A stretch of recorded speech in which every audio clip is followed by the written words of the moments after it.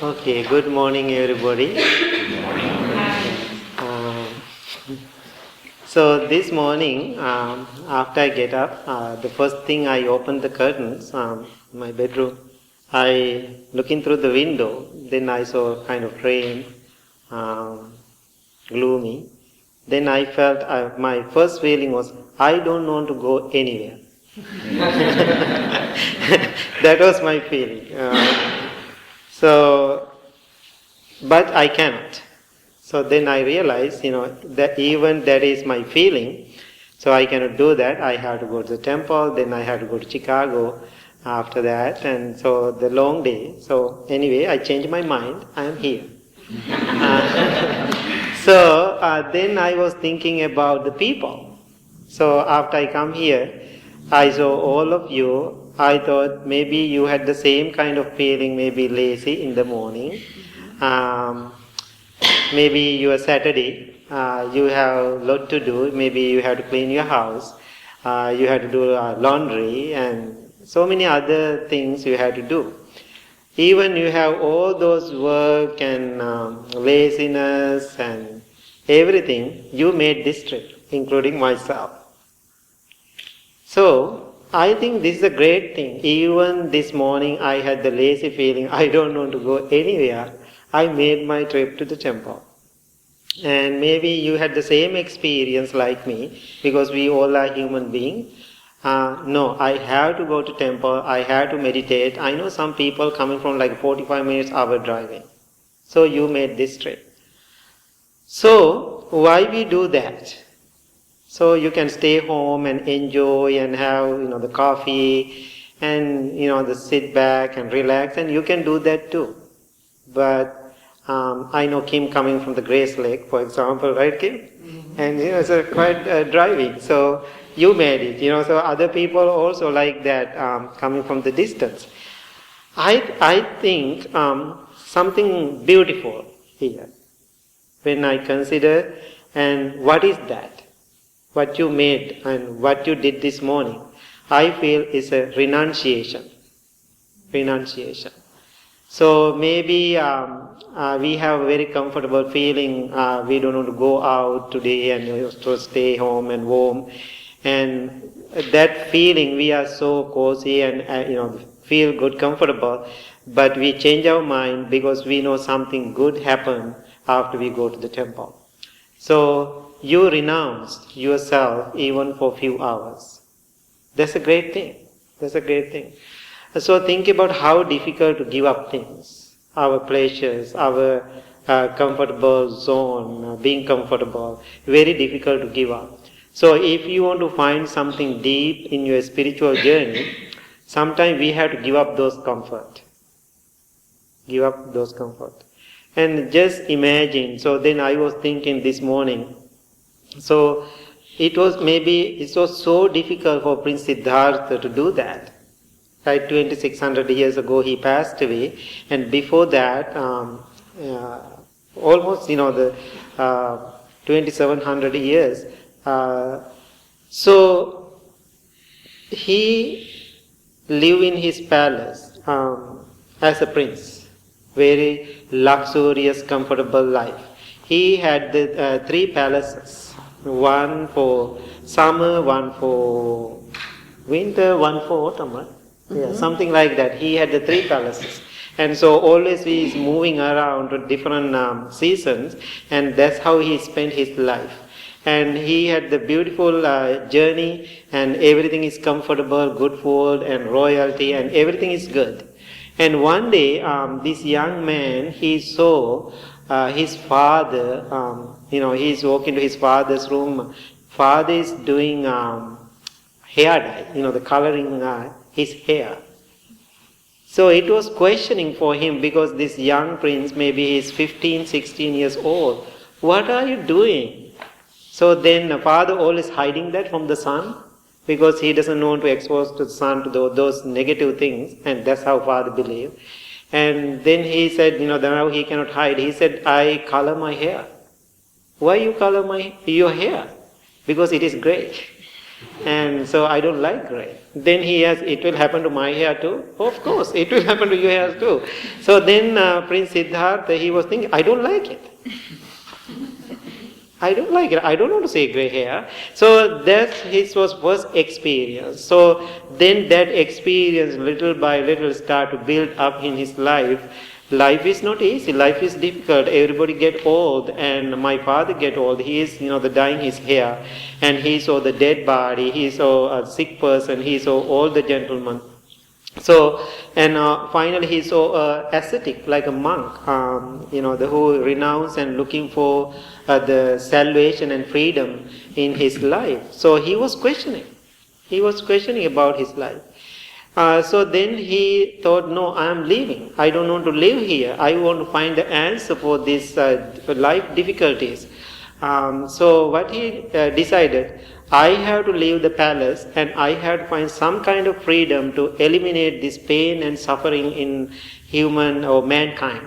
So then he made the decision, the day he leaves, so then he made the decision and walked into the palace, then he got the message. What is the message he received? Do you remember the story? What is the message he received? The princess gave a birth. He got a son. Then think about now this young father, he is thinking, oh my God, now I cannot leave. Why? I have attachment. Why? I love my son, I love my baby, how am I going to do this? It is not easy. So anyway, he thought, no, I am leaving. If I don't leave, so how I am going to eliminate, how I am going to find this liberation in my life. So he decided, why I am sharing this story, you will see what direction I am going. And he thought, before I leave, I want to see my son, the just born baby. I want to see my son. So the night he leaves, he walked into the princess the room, and he saw the princess holding the baby and sleeping. This young father, he was thinking, this is my baby. I want to hug him. I want to give him a kiss before I leave. So what he did, he stepped in, then he started to think. If I grab the baby, princess will wake up. That means I cannot leave. She never let me to go. So think about, as a young father, just born baby, the feeling, emotions, and toward that child, the princess and the family keep coming to his mind. Now that desire and that feeling about the family. Then he was thinking, if I do this, I cannot live. So sounds like bad as a father, but he made the decision, if I touch my son today, if I hug or kiss my son, that means I cannot live. So if I stop right here that desire and feeling, if I leave my family and my son, I do for this journey for whole universe. I'm doing for this whole thousands of millions of babies. I do it, the millions of wives around the world. So I do for everything, not just for my son. Because of that, I have to leave my desire right here. I don't want to hug my baby, I just leave. Then he did. So think about, he was 29 years old that time, the day he was leaving. 29 years old. It was so difficult as a young father, just born baby and leaving the palace and the wife. And it was so difficult for him, but he did it. So think about, this morning I was thinking, it was difficult for me to get up from the bed and come to the temple. I was thinking. Maybe it was difficult for you to driving in the rainy day and do things. Right? Even to make that commitment, how difficult, this is little thing. It was so difficult for us to do. But think about the Prince Siddhartha, he did it for his age 29, for whole universe. He made that commitment. So because of his renunciation, I am sitting here and talking to you. Blue Lotus exists because of his renunciation. And so everybody, we are here and listening and meditating because of his renunciation. So renunciation is difficult. How difficult to give up even little things for us. So today you are my heroes. I'm so proud about you. You give up everything for a few hours in the morning. You gave up all your morning. You made this trip to the temple. Why you did that? You are looking for something different, something deep, something spiritual. I know you have a place to live. You have a car to drive. You have food in your refrigerator to eat. Maybe you have some, enough money to put your gas or, just survive. But still, we are not content. Are you agree? We have enough things, we are not content. So when Saturday or Monday or Wednesday evening, so when you think about the temple, always you are thinking, no, I have to go to temple. I have to meditate. So why you don't stay home and enjoy, the popcorn or watch a movie or something like that? You can enjoy that too. But you are not happy with that. You are not happy about your family. Just be honest. We are not happy about your job. We are not content about our life. So we have so many complaints. Right? We have so many complaints. That means we are looking for different things. So when you come to the temple, you try to feel that emptiness in your life and finding this spiritual journey and practicing meditation. This is wonderful thing. This is wonderful thing. Keep doing it. Keep doing it. So few things you have now, you are so fortunate. Number one, you born as a human being. You are so fortunate to be as a human being. Why? You can think clearly, you can practice meditation, and you can do all the good things. You have that human life now exist in front of you. And also, being here and coming to the temple, you can associate good people, spiritual people, noble friends. You have that. Because of that, you are so fortunate. You have that opportunity. And the third thing, so you born in a society, you can listen to the Buddha's teaching, and also you can talk about the Buddha. Even he passed away 2600 years ago, still you can talk about him, still we have his teaching exist. That means you can practice. Born as a human being, you have good association, and Buddha still exists, and also the teaching still exists. So if you have those things, life is wonderful.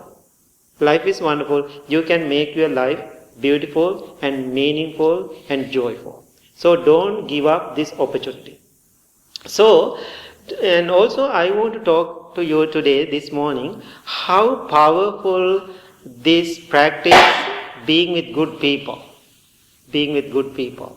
I feel if I don't have good people around me, I feel I'm living in like a desert. It's dry and no feeling and hard and difficult, right? So think about when we live in this society without good people, life is so difficult. Think about you have somebody you don't like, annoying and hurtful and always get angry. Think about that person if you have somebody. Don't judge about that person, but think about that person. Do you like it? Do you like it? No, we don't like it. Always we are looking for somebody who giving spiritual guidance. Always we are looking for somebody kind, compassionate, supportive. Those kind of people you are looking for. Or any situation, you can call and get some advice from that person and come and sit with that person. And you have to have that good, noble, wonderful friendship. It is very important. If you find that good, wonderful, noble friendship, your life is so beautiful and flourish. So, I can see in our life, everyday life, we all are in trouble because of friends. What do you think? Yeah. Because of the people. Because of the people. Think about you get used to all the bad things, and so because of the friends. So be careful with friends. Especially be careful with people. Because people are wonderful, but same time they are so difficult. So when you find the person, Buddha said, associate with person and live with them and observe with them and take time to understand that person, then consider that person as a good friend. Otherwise, somebody smiling to you, don't think he's my friend. But you can smile to that person, no problem. But right away think about he is the best friend in the world. Because I was in, so many times I was in trouble because looking at the people, they are smiling nice, maybe good person. It is not. Some people, they are smiling nice, they are evil. I have seen like that. That's my, the misunderstanding about. So Buddha said, when somebody sees somebody nice, smiling and nice, don't think he is a great person. No, he's not. So what we have to do, we have to live with that person and for a while observe that person and think about that person have some qualities and kindness and compassion. So then I can consider this person as a good friend, as a good teacher and guidance for my life. So the friends always giving you life and also they are taking your life. Giving your life, the beautiful thing, and also they are destroying whole your life. So once Buddha said, when we have noble friends, what noble friends does, always taking you to heaven. Taking you to the heaven. How about other people, the bad friends? Always they are taking you to hell. Mm-hmm. So think about what happened to your life, the associating with the people. So the nature of the good friend, always when friend is in a trouble, always the friend will appear and support him. So sometimes usually I can say friends, always when you have good life, always friends are with us. When you have money, when you have good life, always friends around us. When we have difficult time, friends kind of vanish. Think about those are not good friends. So if you have a really difficult time, good friend always there for you. That's why Buddha said, that friend you have to consider as a good friend and noble friend. Always you have to consider good friend and noble friend. So I have a beautiful story. So the good friend always trying to help and support. There was two monks, they were practicing together and working the spiritual journey. And then finally they died. And they passed away. One monk born in heavenly realm. Right? He born in heaven. Other monk, because of his karma, and he was born in a pile of dung. Okay, pile of dung. So the monk who was born in heaven, he was thinking, now he is thinking, I have a really good life. I remember I had a really good friend when I was practicing as a monk. I don't know where he is. What he did, he traced heavenly realm and looking for my friend is somewhere in this heaven. Keep looking, tracing, and he couldn't find the friend. Then he felt sad. Then what he said, the next realm I have to check, go and in human realm. So then he traced in the human world, no clue, couldn't find. So then he checked in the the animal realm. So then no, he couldn't find it. And then what is the realm called? The insects and the insect realm. I don't know. The insect realm. And so then he is looking for that insect realm, maybe somewhere lower. And so he was keep tracing. Then he saw this monk, his body. He was born in a pile of dung. That's his place, that's his residence, that's his house. And this good friend and his noble and good friend, they live together. He was thinking, no, I cannot allow my friend, my good friend to live in pile of dung. I want to take him to the heaven. What he did, and he ran to that dung pile and said, hey my friend, do you remember me? I am your friend, we live together, we practice in the monastery as a monks, and do you remember me? Then that little insect, and who are you? Then he said, I am your friend, we practice as monk, the previous life. So then that heavenly being, and he said, I am here to help you, to take you to heaven. Then that little insect, he asked, what is the heaven? Where is the heaven? Then that heavenly being, divine being, he explained, heaven is like this, beautiful, lot of flowers and beautiful women, they are angels and good food, everything is divine. So let's go there, you can have fun and enjoy. And then he said, no, I don't like it. I don't like it. Then that, the divine being, he said, look, you are living in a pile of dung. You are stinky and you are smelly and it's bad and even I cannot, talk to you here and I cannot stay longer here because of the smell. I really want to take you to the heaven. So then he keep asking, he said, no way, go away, I hate you, get lost. He said, I don't want you, I hate you, go away from me. And then again, noble friend, again what he said, he never give up. He never give up. What he did? No, I really want to take you. He stick your finger into that dung fire. Let's go, let's go, let's go. He is trying so hard. Then every time when he does that, he go deeper and deeper and deeper in the dung fire. Because I don't want to go. Then again he was trying. Then he came up for a minute. Okay, I'm coming. But I want to make sure something. Is there any dung at the heaven? So think about, always he wants to consider, even he go to heaven, he want to make sure there is dung in heaven. So people who used to get used to dung fire, so they love to live there.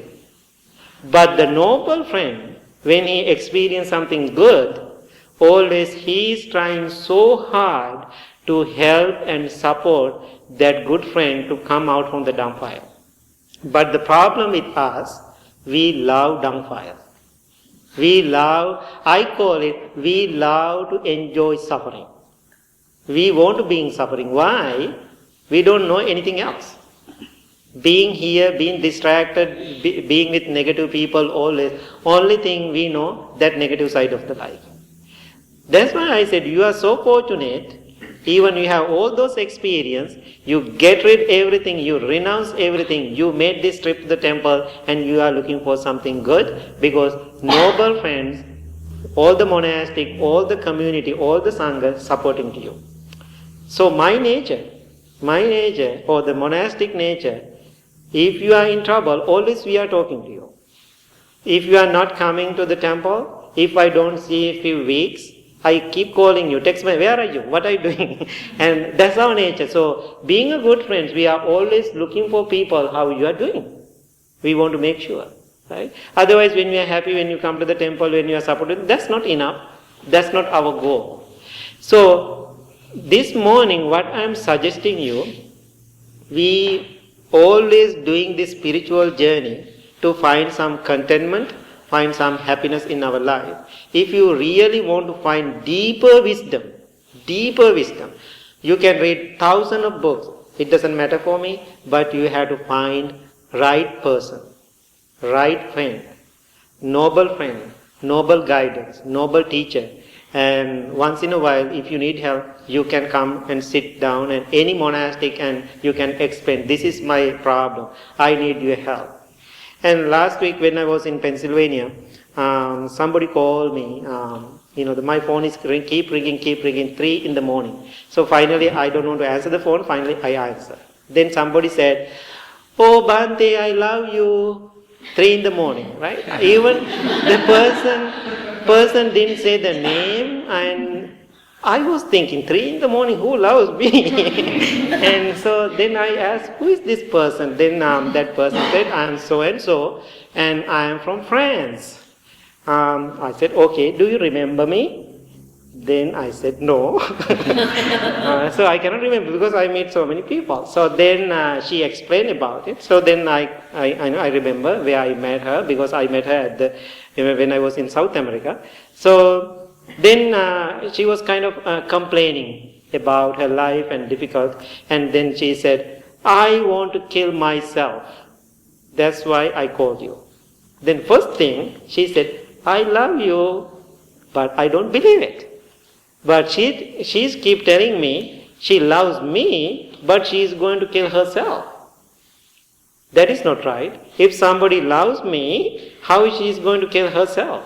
So then I explained to her, I talked 45 minutes, 3 in the morning, and finally I changed her life. Then I made the decision, okay, now this is the time you have to call ER and emergency room. You have to go to emergency room right now, because I cannot help being here in the United States, somebody in the France. So she made it, so after 5 days she get out from the hospital. And she called me again. Now she is doing well. So what I am suggesting, even 3 in the morning, she thought, I can call Bhakti. That is the prediction.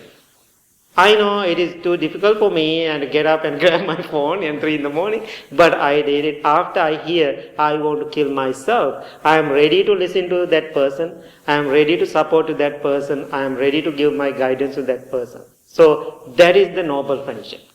So always when you come to the temple, I know you may be shy, you are nervous, you are stay far away from us, and maybe if you are new, you go and stay far away back because you are so curious and you are not what is happening. I want to check what they are doing. That's how you are coming.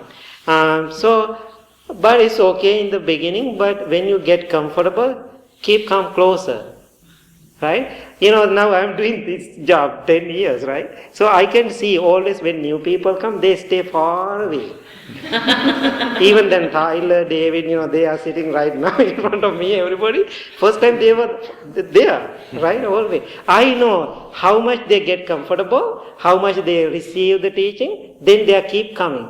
Closer and closer. Finally they sit here. So that means, what if that means? Your practice, how much you feel comfortable with the teachings. So keep doing your practice, keep doing your, the guidance, keep coming to the temple and practice and live with this, the good people, then your life will be wonderful. Okay, that is the message. That's enough. So any questions?